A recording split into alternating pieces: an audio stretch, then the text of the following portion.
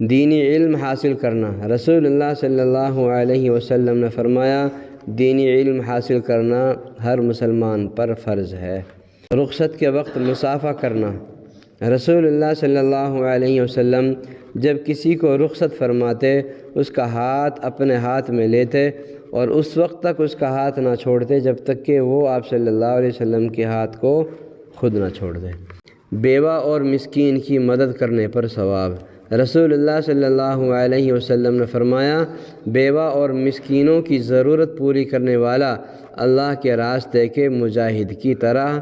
یا دن میں روزہ رکھنے والے اور رات بھر نماز پڑھنے والے کی طرح ہے۔ پڑوسی کو ستانا، رسول اللہ صلی اللہ علیہ وسلم نے فرمایا وہ آدمی جنت میں داخل نہ ہوگا جس کے ظلم و ستم سے اس کے پڑوسی محفوظ نہ ہوں، کیونکہ پڑوسی کو ستانا حرام ہے۔ عیش و عشرت سے بچنا، رسول اللہ صلی اللہ علیہ وسلم نے حضرت معاذ رضی اللہ عنہ کو جب یمن بھیجا تو فرمایا ناز و نعمت کی زندگی سے بچنا، اس لیے کہ اللہ کے بندے عیش و عشرت کرنے والے نہیں ہوتے۔ آخرت کے بارے میں، مجرموں کے خلاف اعضاء کی گواہی، قرآن میں اللہ تعالیٰ فرماتا ہے یہی وہ جہنم ہے جس کا تم سے وعدہ کیا جاتا تھا، آج تم اپنے کفر کی وجہ سے اس میں داخل ہو جاؤ،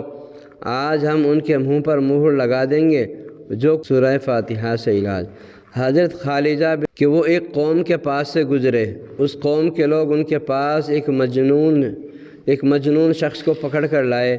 تو انہوں نے سورہ فاتحہ پڑھ کر صبح و شام 3 دن تک اس پر دم کیا، اور جب بھی سورہ فاتحہ ختم کرتے تو اس طرح دم کرتے کہ اس میں کچھ تھوک کے ذرات ہوتے، چنانچہ وہ 3 دن کے بعد بالکل تندرست ہو گیا۔ اللہ